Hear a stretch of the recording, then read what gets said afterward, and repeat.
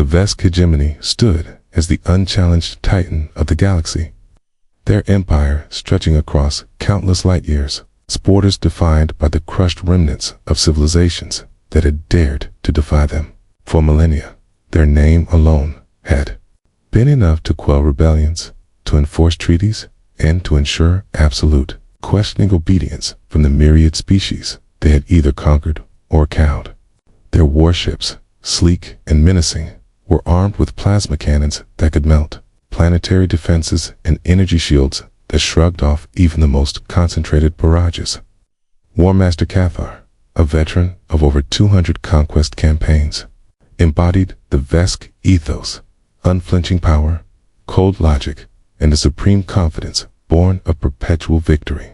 He sat on the command bridge of the Iron Talon, his flagship, a vessel so vast it could swallow smaller moons, observing holographic projections of new territories ripe for expansion. His chitinous fingers, thick and powerful, drummed a slow rhythm on the armrest of his command throne, a gesture of quiet anticipation, not concern. His intelligence officers had identified a burgeoning species nestled on the galactic fringe, far from the Vesk's established roots, a species calling themselves humans. These humans possessed primitive warp drives, barely capable of interstellar travel, and their scattered settlements were mere dust motes compared to the Vesk's sprawling empire. Initial diplomatic probes sent by the hegemony had been met with a perplexing mix of tentative openness and surprising defiance. Human envoys spoke of mutual respect, of shared exploration, yet they also issued firm, almost naive warnings against any encroachment on their claimed territories. Cathar had found this amusing, a quaint display from a species that clearly did not understand the true nature of galactic power. Respect was earned through might, not whispered words. The hegemony's decision was swift and absolute. The human territories were rich in unexploited resources. A lesson in their strategic location made them a valuable addition to the Vesk domain. The humans would be integrated, whether they welcomed it or not. To facilitate this integration, and to avoid any further misunderstandings, Kanta ordered a clear demonstration of Vesk authority. His target was a small, human-built orbital defense platform, little more than a speck in the vastness of space, orbiting a gas giant on the edge of their known territory. It was insignificant, barely armed, and served as a perfect target to showcase the hegemony's overwhelming power. "Prepare primary weapon banks," Cathar commanded, his voice a low, gravelly rumble that resonated through the bridge. Target: designated human platform. A single, focused volley. Sure, no survivors, but let the light of its destruction be seen by all their systems. Let it be a clear message. The bridge crew, a mix of Vesk and enslaved species navigators, moved with practiced efficiency. On the main view screen, the tiny human platform, a collection of metallic struts and blinking lights, grew larger. It seemed so fragile, so utterly outmatched. Cathar leaned forward slightly, anticipating the familiar, satisfying flash of energy, the silent explosion, and then the inevitable human pleas for mercy and surrender that would follow. He had witnessed this scene countless times, each one reinforcing the Vesk's rightful place at the apex of the cosmic food chain. The main cannons of the Iron Talon hummed to life, charging with an immense building power. Energy surged, gathering into a brilliant, blinding lance of pure destruction. It fired. The beam streaked across the void, swift and merciless, engulfing the tiny human platform in a silent, violent inferno. Debris exploded outwards, a fleeting fireworks display against the distant stars, then dissolved into fine dust. The platform was gone. Silence descended upon the Iron Talon's bridge, a heavy, expectant quiet. Cathar felt a familiar sense of satisfaction. The lesson had been taught.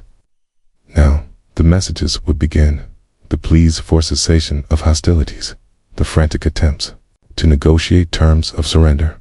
He waited, his sensors sweeping the area, waiting for the telltale energy signatures of human communication arrays flaring to life in desperation. Minutes stretched into an uncomfortable silence.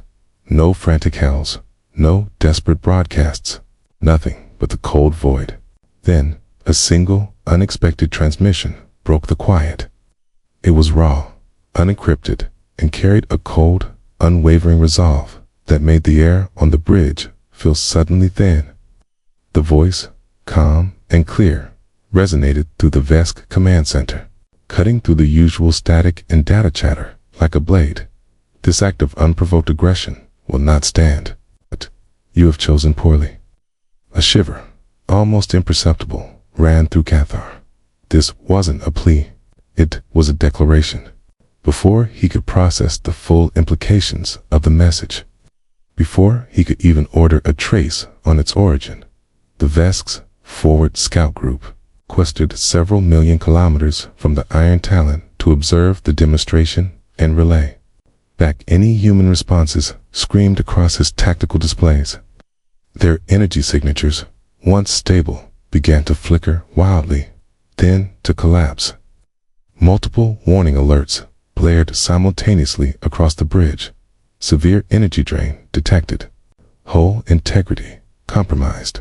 Identified weapon signatures. Cathar watched in stunned disbelief as the icons representing his scout ships, sleek and advanced vessels, designed for swift reconnaissance and boasting formidable defensive capabilities, vanished one by one, not with the familiar, slow decay of a ship under sustained fire, but with an instant, catastrophic implosion. There was no visible enemy fleet, no traditional weapon signatures detected, no warning shots. Just the sudden, utter annihilation. What remained of the VESC forward scout group was obliterated in mere heartbeats by a volley of weapons fire. Or perhaps something else entirely, unlike anything Cathar had ever registered. The void where his scout ships had been was now empty, cold, and silent, holding only the chilling echo of that last, defiant human message. The most feared war master in the galaxy felt a prickle of something he hadn't experienced in centuries, a profound, unsettling uncertainty. His empire had just poked something he could not yet comprehend, and the universe had just grown undeniably colder. The sudden, devastating loss of his scout group left War Master Cathar in a state of unfamiliar agitation, a sensation he quickly suppressed as illogical and beneath a VESC of his stature. Amateurs, he had scoffed, the word sounding hollow even to his own ears as the Iron Talon's tactical displays showed nothing but emptiness where his ships had been. Yet, the defiance in the human broadcast, coupled with the inexplicable destruction of his vanguard, demanded an immediate, overwhelming response. This wasn't merely about resources anymore. It was about maintaining the hegemony's absolute dominance, about crushing this insolent species before their audacity could ripple through the subjugated worlds. Cathar ordered a full-scale invasion of the nearest human-held system, Sol, their home system, intending to utterly demoralize them by striking at their very heart. The vast VESC invasion fleet, a shimmering armada of hundreds of warships, burst into the Sol system with devastating force. Their first target was Mars, a human colony world that served as a significant military and research hub. The VESC expected token resistance, a few desperate, futile gestures before the inevitable collapse. What they encountered instead was a coordinated and ferociously executed defense. Human orbital platforms, previously dismissed as primitive, unleashed barrages of kinetic projectiles and energy pulses that, while not as powerful as VESC plasma, were shockingly accurate and relentlessly focused on vulnerable VESC energy shield emitters. The void filled with the chaotic symphony of war, the roar of VESC particle cannons, the sharp crack of human railguns, and the silent, terrifying explosions of ships caught in the crossfire. Despite heavy losses, the VESC fleet pushed, through their sheer numbers and superior firepower, eventually overwhelming the orbital defenses. Landing craft, sleek and armored, detached from the colossal Vesk carriers, dropping through the Martian atmosphere like metallic raindrops, each carrying legions of Vesk ground forces. The initial planetary landings were met not with surrender, but with a shocking, unyielding ferocity. Vesk ground forces, clad in gleaming, heavily armored suits, their personal shields shimmering with protective energy, were accustomed to quick demoralization and immediate capitulation from their adversaries. They expected fleeing civilians, scattered defenders, and swift mop-up operations. Instead, they found themselves in brutal, drawn-out urban conflicts within the sprawling domed cities of Mars and in vicious trench warfare across its crimson plains. Human soldiers, though appearing less technologically advanced, fought with a desperate tenacity that bordered on madness. They lacked the Vesk's superior personal shielding and heavier, more destructive energy weaponry, but they compensated with brutal efficiency, tactical improvisation, and a shocking disregard for their own safety. Every street corner became a kill zone, every building a fortress, every abandoned vehicle a potential trap. Reports flooded Cathar's command center on the Iron Talon, which now orbited Mars, overseeing the unfolding ground campaign. The messages, relayed by exasperated Vesk commanders, painted a picture of baffling resistance. Vesk units, superior in every quantifiable metric, were being lured into narrow, rubble-strewn streets only to be caught in multi-directional ambushes. Human snipers, using what seemed to be primitive slug throwers, were targeting the exposed joints of Vesk armor, exploiting the smallest weaknesses with surgical precision. Their comms, usually crystal clear and secure, were frequently jammed by strange, chattering static, often interspersed with fragments of human music or defiant, distorted human voices. Vesk supply lines, which should have been easily secured, were constantly harassed by unseen human guerrilla units who materialized from collapsed tunnels or hidden subterranean networks, striking quickly and vanishing before Vesk reinforcements could arrive. Food shipments were destroyed, ammunition convoys ambushed, and even medical transports were not safe from these relentless, phantom attacks. On Earth, the situation was even more dire for the Vesk invaders. Acute density of human population, the chaotic sprawl of their megacities, and the planet's diverse, challenging terrain turned every Vesk advance into a slow, costly crawl. Human defenders turned the very environment against them. Skyscrapers became vertical battlegrounds, their upper floors transformed into sniper nests, their lower levels into mazes of tripwires and booby traps. Shopping malls, with their intricate layouts and multiple levels, became death traps for Vesk platoons, ambushed from vents, service tunnels, and hidden alcoves. The labyrinthine sewer systems were repurposed into vast networks for human movement, allowing them to appear behind Vesk lines, strike, and vanish again, leaving only chaos and destruction in their wake. Vesk heavy walkers, designed to crush any resistance, found themselves stuck in narrow, unstable alleyways, becoming easy targets for human anti-armor teams who used discarded construction materials to create makeshift barricades and firing positions.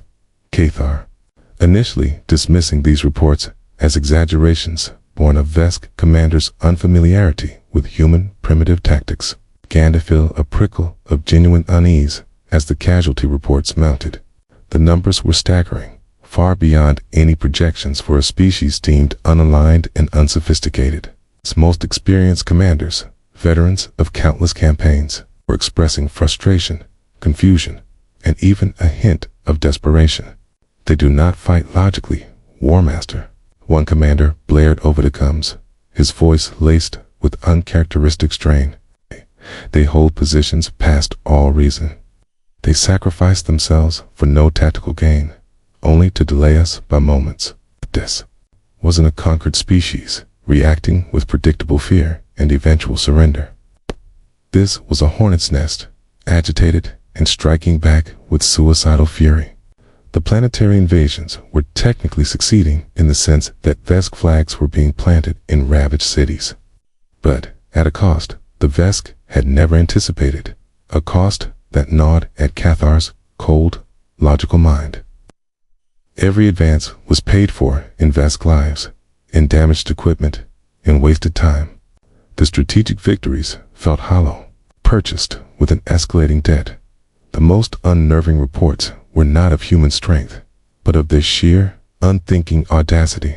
A Vesk command center, deep within a supposedly secured sector of New York City, was infiltrated by a single human, a young woman, who managed to plant an explosive charge that crippled their primary communications hub before being cornered and, predictably, choosing death over capture.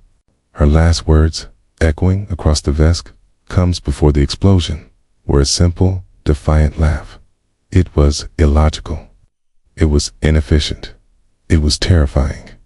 Cathar found himself reviewing old intelligence files, searching for precedents for any species that had ever shown such suicidal stubbornness. There were none. The Vesk hegemony had always understood warfare as a grand game of chess, where pieces were sacrificed for strategic advantage, where logic dictated surrender when defeat was inevitable. Humans, it seemed, played by no such rules. They were wild, unpredictable, and fiercely loyal to something the Vesk could not comprehend, a refusal to bend. The very air of confidence on the Iron Talon's bridge, usually as thick and heavy as the vacuum of space itself, had thinned, replaced by a subtle undercurrent of tension. War Master Cathar, gazing out at the ravaged, stubbornly defiant human worlds, understood now that this was no mere pacification. This was a war, and for the first time in his long, brutal career, he felt a shadow of doubt creep into his hardened heart. The humans weren't just fighting, they were adapting, learning, and bleeding the Vesk hegemony dry, one defiant, illogical sacrifice at a time. The war had just begun, and it was already far, far from what the Vesk had envisioned, as the Vesk hegemony pushed deeper into human-held systems. The initial shock of human resilience slowly morphed into a simmering frustration within War Master Cathar's command. The ground invasions continued, grinding slowly forward through a landscape of stubborn resistance and endless skirmishes. Each Vesk victory bought at an unacceptable price. Cathar, observing the relentless attrition from the Iron Talon's command bridge, had begun to realize that his initial assessment of primitive audacity was dangerously flawed. The humans weren't just defiant, they were, in their own chaotic way, incredibly effective. But what truly began to unnerve the War Master, and indeed the entire Vesk High Command, was not just the humans' tenacious refusal to yield, but their terrifying capacity for adaptation. It began subtly, with field reports describing strange anomalies. Vesk plasma weapons, recovered from fallen human soldiers, were not simply being used against their former owners. They were being modified. Vesk plasma cannons, designed for their specific energy grids and power couplings, were somehow being overloaded by human technicians. Their output, amplified to a degree that, while risking immediate burnout, allowed them to punch through Vesk personal shields with devastating efficiency. Vesk soldiers, once confident in their energy barriers, suddenly found themselves vulnerable to superheated plasma bursts that fried their internal systems and seared through their armor. Cued modifications, often leading to the weapon's destruction after a few shots. But the sheer fact that humans could even attempt such a feat, let alone succeed, was an affront to Vesk engineering superiority. Their highly advanced weaponry, meant to be unreplicable and untamperable, was being ripped apart and crudely reassembled by a species they deemed inferior, often resulting in terrifyingly effective, albeit short-lived, killing tools. On the battlefields, where the fighting was thickest, Vesk heavy infantry and armored vehicles faced another puzzling threat. Humans weren't just firing conventional projectiles. They were developing improvised anti-armor charges and specialized ammunition.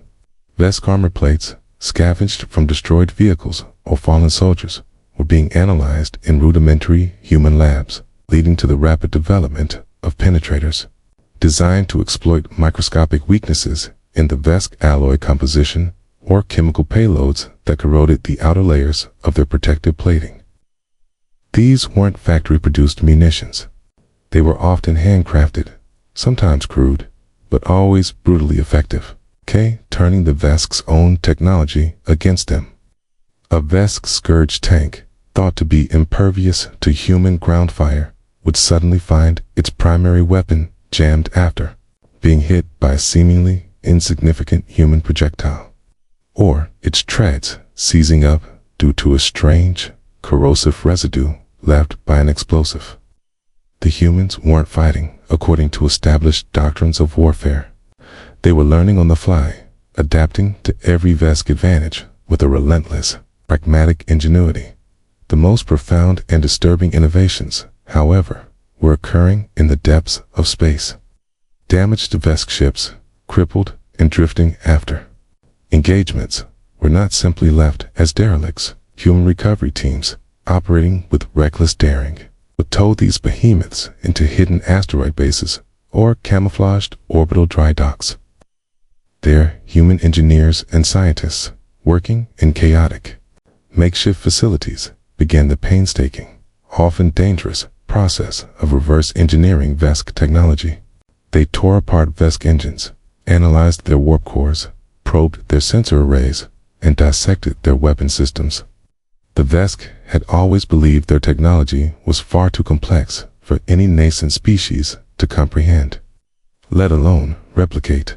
Yet, against all logic, the humans were making progress. One particular incident sent a ripple of alarm through Cathar's fleet command. A Vesk planetary blockade, intended to starve out a major human industrial world, was suddenly breached. Desk sensor arrays, the most sophisticated in the galaxy, should have detected any approaching craft from parsecs away. But what appeared was not a conventional human fleet. Instead, a swarm of seemingly suicidal craft, small and unidentifiable, appeared on the fringes of the blockade. They were not heavily armed. Their energy signatures were almost negligible. Vesk commanders initially dismissed them as misguided civilian transports or simple decoys. But then, these drone missiles, as human intercepts later revealed them to be, accelerated with impossible speed, diving directly into the heart of the Vesk formation. They weren't designed for destruction in the traditional sense. Instead, upon impact, they would detonate with a non-lethal, focused electromagnetic pulse that overloaded Vesk targeting computers, jammed communication arrays, and temporarily blinded sensor dishes. The chaos was instantaneous. Vesk ships, their complex systems, momentarily disabled or confused, spiraled aimlessly, firing wildly into the void as their targeting locks vanished. In that brief window of confusion and electronic silence, a desperate human convoy, laden with vital supplies and refugees, slipped through the now porous blockade. Cathar, witnessing this bizarre and terrifyingly effective maneuver unfold on his strategic map, felt a cold dread settle in his hardened core. This wasn't a show of force. It was an act of profound, almost disrespectful, cunning. The humans had not only understood his sensor systems, but they had found a way to exploit their inherent blind spots and vulnerabilities, turning the Vesk's own technological sophistication into a momentary weakness. As engineers, proud and arrogant, were baffled. War Master, one Vesk technocrat stammered, his usual composure shattered.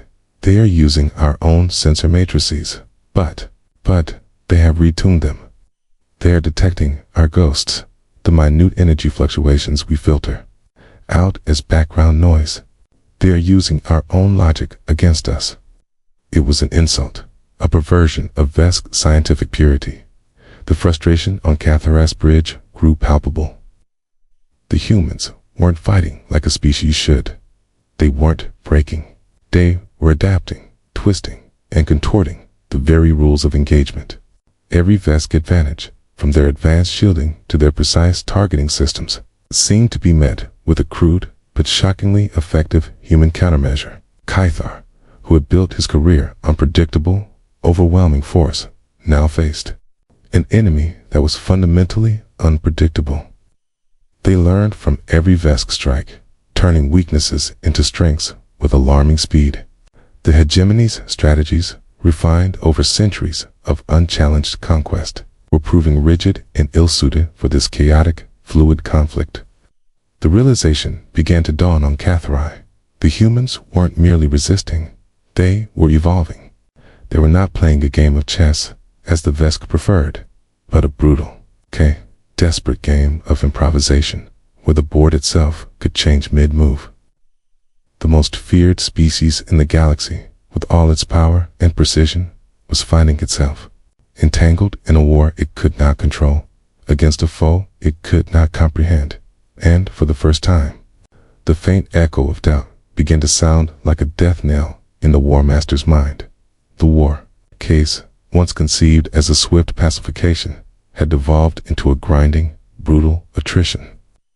Each Vesk advance bought with disproportionate casualties and escalating frustration. War Master Caithar, pacing the command bridge of the Iron Talon, felt the weight of this new reality pressing down upon him. Strategic maps, once cleanly marked with conquered systems, were now a chaotic mess of flickering red icons, indicating ongoing skirmishes in human resistance strongholds. What truly baffled and increasingly infuriated the Vesk High Command was not merely the humans' unexpected technological adaptability, but their profound, almost mystical, resilience of spirit. Every Vesk attempt to demoralize them, every tactic designed to break their will, seemed only to harden their resolve. Vesk's psychological warfare had always been simple and brutally effective. Public executions of prisoners, broadcasting the screams of their dying worlds. The systematic destruction of cultural landmarks. These acts had historically broken the will of countless species, turning defiance into despair with humans. However, these tactics backfired spectacularly when the Vesk publicly executed human soldiers, hoping to terrify their comrades into surrender.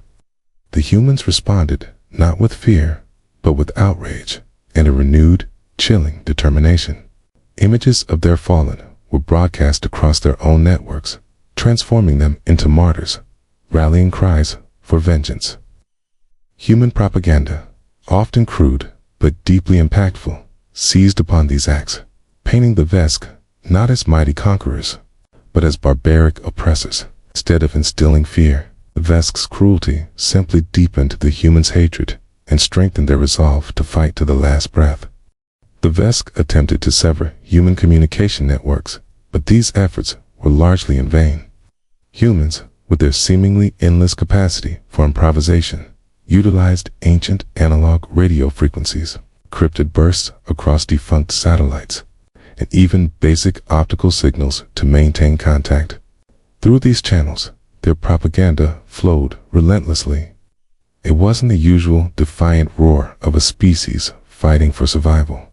It was something far more insidious. Human broadcasts, often delivered by calm, unwavering voices, focused not on their own strength, but on the perceived weakness and rigidity of the Vesk. They highlighted the hegemony's predictable tactics, their inability to adapt, their reliance on brute force over intellect. They are predictable, a human voice would calmly state over a hijacked Vesk frequency. Their might is a cage of their own making. Break the cage, and they are lost. Stories of human bravery and defiance began to spread throughout the galaxy, whispered from one subjugated world to another. The Vesk hegemony, ever vigilant against insurrections, found themselves battling a new, invisible enemy, hope, the sight of a tiny, underdeveloped species holding its own. Not just surviving, but striking back against the overwhelming Vesk machine, ignited sparks of rebellion in the hearts of oppressed races who had long since given up. On worlds where the Vesk had ruled for centuries, their propaganda began to be subtly undermined. A Vesk commander would find a wall defaced with a crudely drawn human insignia, or hear hushed conversations about the spirit of soul in the marketplace.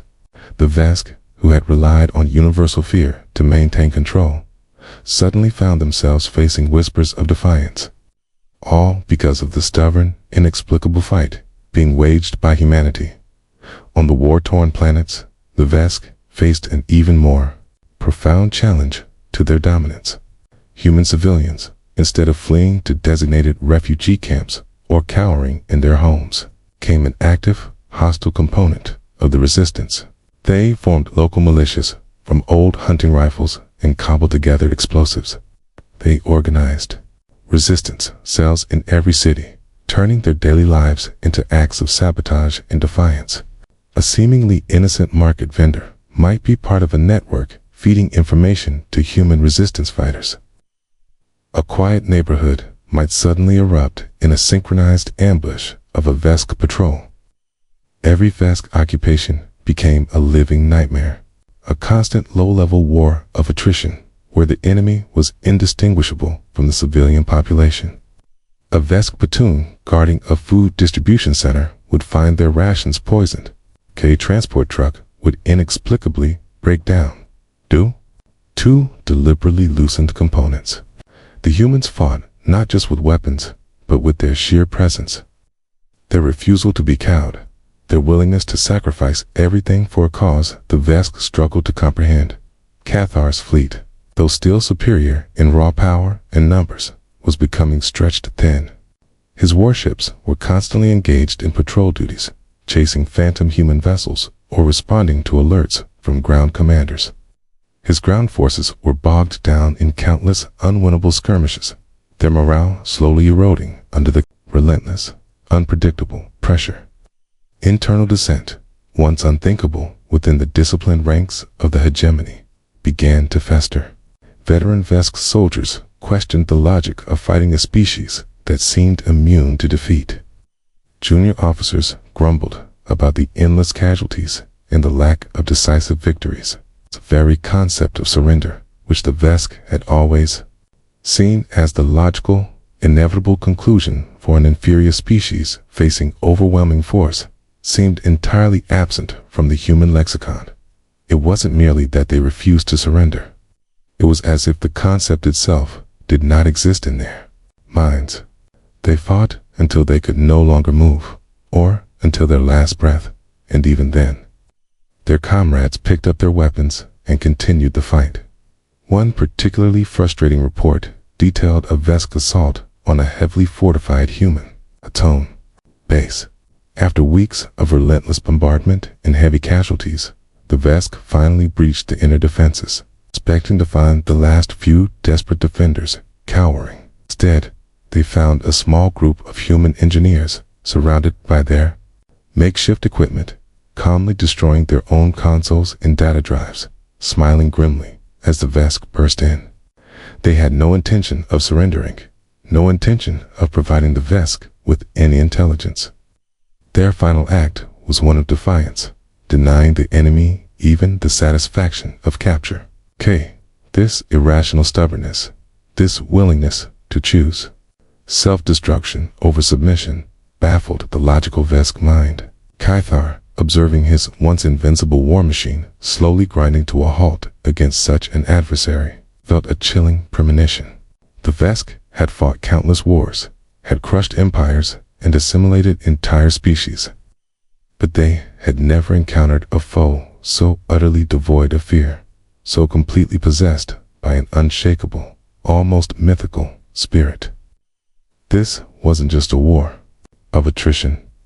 It was a war against an ideal, an intangible force that the Vesk, for all their power, had no weapon to counter. The War Master realized, with a growing sense of dread, that the longer this conflict dragged on, the more the hegemony risked not just a military defeat, but a fundamental unraveling of its own brutal, ordered existence. The prolonged, brutal conflict had stretched the Vesk hegemony to its breaking point, exposing the deep fissures in their rigid command structure and the limits of their vast but slow-moving war machine. War Master Catharai, haunted by the endless casualty reports and the unyielding human resistance, watched with grim apprehension as the strategic situation deteriorated. Once unflappable strategists, usually calculating and precise, now wore expressions of increasing desperation. The hegemony's logistical networks, vast and intricate, were strained to their absolute limit by the constant need to resupply a war front that offered no decisive victories. Ships required repairs, munitions dwindled, and Vesk soldiers, once zealous, showed signs of exhaustion and psychological fatigue from battling an enemy that never broke. It was in this atmosphere of simmering dread that the Hyperion Gambit unfolded, a human operation so daring, so impossibly coordinated, that it would forever be etched into the collective memory of the Vesk hegemony as the true turning point of the war. The Hyperion Jump Gate was a monumental Vesk construction. It's a nexus of wormhole technology that linked the core hegemony systems to the front lines of the human conflict. It was thought to be impregnable, protected by multiple layers of defensive stations, heavy cruisers, and a constant patrol of Vesk destroyers. Its loss would mean a catastrophic severing of the hegemony's main supply line, effectively marooning the invasion fleet in human space. The idea of a human force even approaching it was dismissed as suicidal fantasy. Yet, through a combination of brilliant deception and unimaginable sacrifice, the humans achieved the impossible. It began with a series of seemingly random, widespread attacks across multiple peripheral systems, drawing Vesk fleet elements away from the Hyperion sector. These were not feints in the traditional sense. They were real, devastating assaults, costing humans dearly, but successfully scattering the hegemony's defensive formations. While the Vesk were distracted, small, cobbled-together human strike force consisting of heavily modified cargo haulers in what appeared to be salvaged Vesk scout ships disguised with human insignia slipped through the weakened perimeter of Hyperion. Their true nature was revealed only when they activated their hidden armaments, not powerful weapons, specialized, high-yield EMP charges and kinetic torpedoes designed not to destroy, but to cripple and disable. The human vessels, outnumbered and outgunned, launched themselves directly into the heart of the Hyperion Gate's defensive lattice. There were suicidal runs, each human ship a missile, slamming into critical power conduits and structural supports of the massive gate. The Vesk defenders, caught off guard by the sheer audacity and the unexpected nature of the attack, reacted too slowly. Energy pulses, explosions, and flashes of light illuminated the void as human ships detonated themselves against the gate, sacrificing crew and vessel for a single, devastating objective.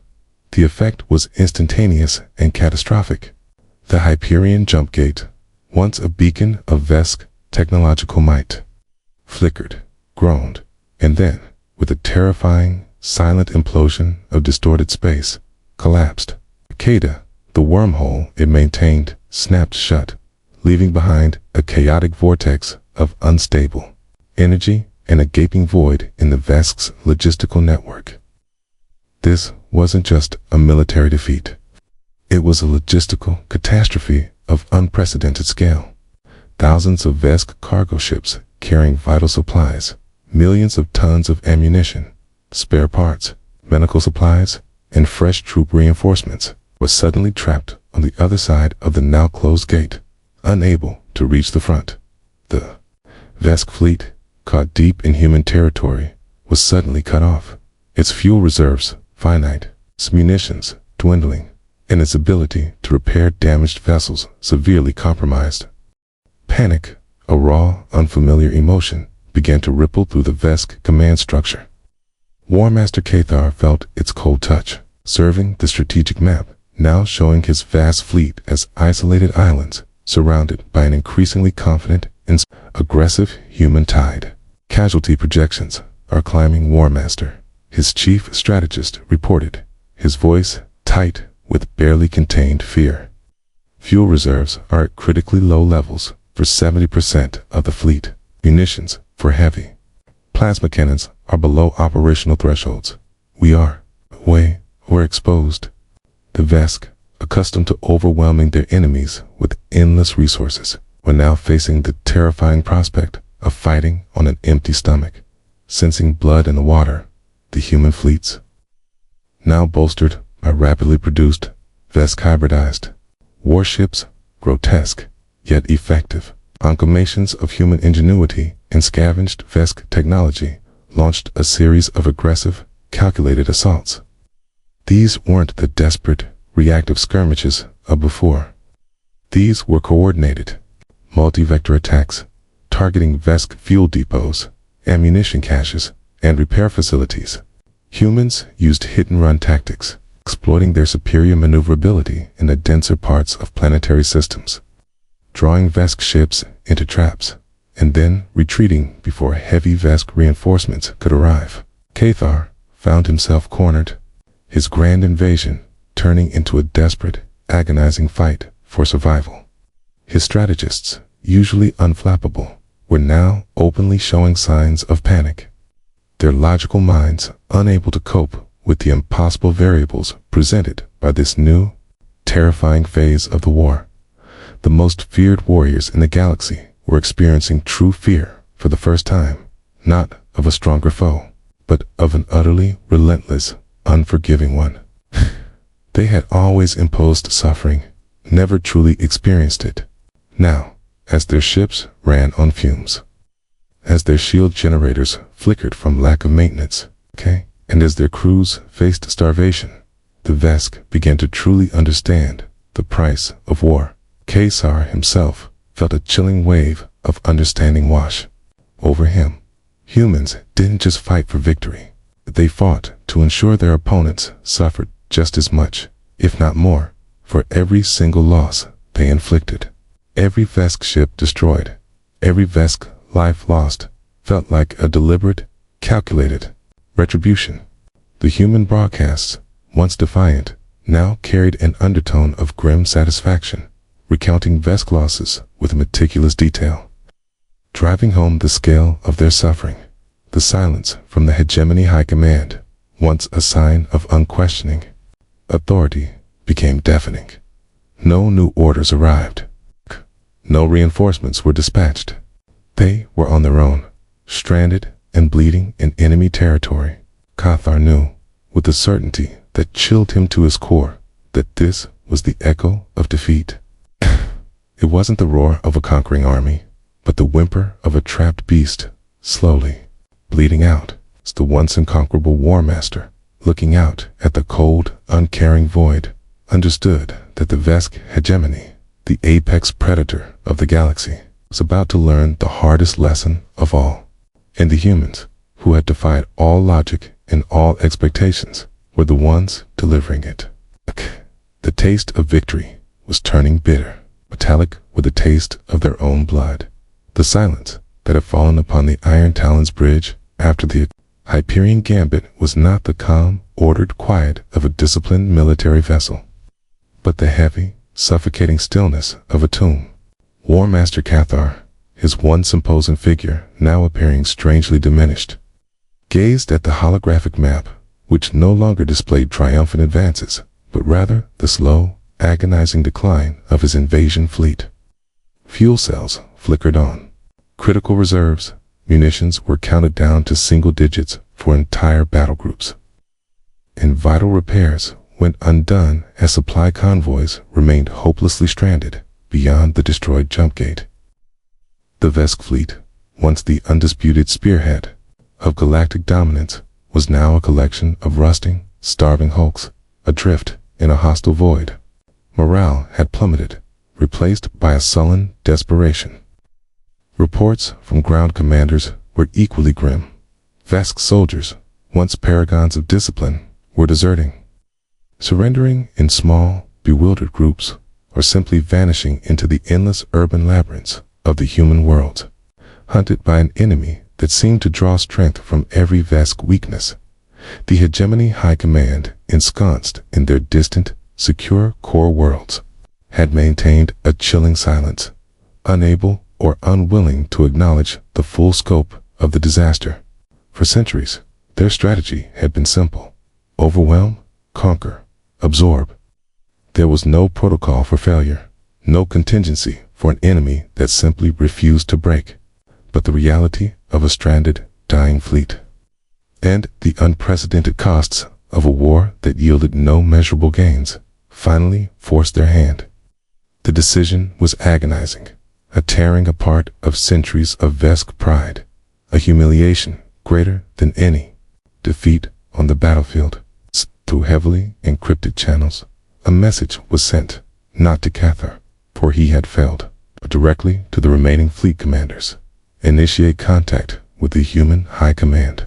The hegemony, the apex predator of the galaxy, the species that had never bowed, would sue for peace. The galaxy watched, stunned into disbelief. The news spread like wildfire across countless star systems, amplified by human propaganda that, for the first time, openly celebrated their defiance. The Vesk hegemony, the tyrannical empire that had crushed so many, was sending an envoy, a single, small, unarmed Vesk diplomatic vessel, stripped of all its military might, was dispatched towards the human homeworld Earth. Its journey was slow, agonizing, a stark contrast to the swift, arrogant incursions that had begun the war. On Earth, the human population, still reeling from the devastating war, watched with a mixture of suspicion, triumph, and grim satisfaction. This was not the end they had envisioned, but it was, undeniably, a victory carved from impossible odds. The terms of the peace were harsh, delivered with a quiet firmness that belied the humans' recent suffering. There was no gloating, no vengeful demands for territorial annexation of Vesk core worlds. Kim, it seemed, understood that true power lay not in conquest, but in strategic deterrence. The terms were pragmatic, designed to cripple the Vesk's capacity for future aggression and to restore a semblance of justice to the galaxy. The hegemony was ordered to pay massive reparations, staggering sum of resources and technology to rebuild the human worlds and compensate their victims. Critical Vesk military systems, their advanced jump gate technology, their long-range sensor arrays, their heavy shipyards were to be demilitarized, effectively neutering their ability to project power beyond their immediate borders. Most humiliating of all, the Vesk hegemony was required to issue a public, galaxy-wide apology for their unprovoked aggression, a formal admission of culpability to be broadcast on every frequency, key in every language, to every species they had ever subjugated. The galaxy reacted with a collective gasp. Subjugated races, who had long suffered under the Vesk heel, erupted in cautious celebration. The human victory, achieved not through overwhelming force, but through sheer, unbreakable will and ingenious adaptation, shattered the myth of Vesk invincibility. It ignited long-dormant hopes for freedom and self-determination. The Vesk, who had ruled through fear, now found that fear replaced by a strange mix of resentment and quiet, simmering defiance from their own vassals. They were no longer the undisputed masters. They were merely survivors of a war they had started and fundamentally lost. War Master Cathar, stripped of his rank and titles, his once gleaming armor replaced by the drab robes of a disgraced officer, spent his remaining days in ignominy on a remote, forgotten moon, a bleak monument to his catastrophic miscalculation. He was a stark, living reminder to any Vesk, any species, who dared consider aggression against the surprisingly ferocious species known as humans. He would forever be haunted by the human defiance, by their illogical sacrifices, by the chilling, quiet certainty in their voices when they declared that the Vesk had chosen poorly. The war had not just defeated him. It had broken his understanding of the universe. Humanity, once an unknown speck on the galactic map, was now a power to be respected and quietly, fundamentally, feared. They weren't conquerors. They made no claims to galactic empire, Instead, they projected an image of unyielding defenders, species that, once pushed, would fight with an adaptable ferocity that shattered established norms of warfare. Their very presence in the galactic community became a new, powerful deterrent, a silent warning to any aspiring warmongers. The galaxy now understood a profound, unforgettable lesson. Start a war with humans, and you might not only lose, but you might just find yourself begging for the mercy you denied them. Forever changed by the encounter with their unbreakable spirit. The scars of the conflict ran deep, not just on the ravaged planets, but in the collective psyche of the Vesk. A chilling echo of defeat that would resonate through generations, a grim testament to the species that learned the hard way, never to underestimate the unyielding might of humanity.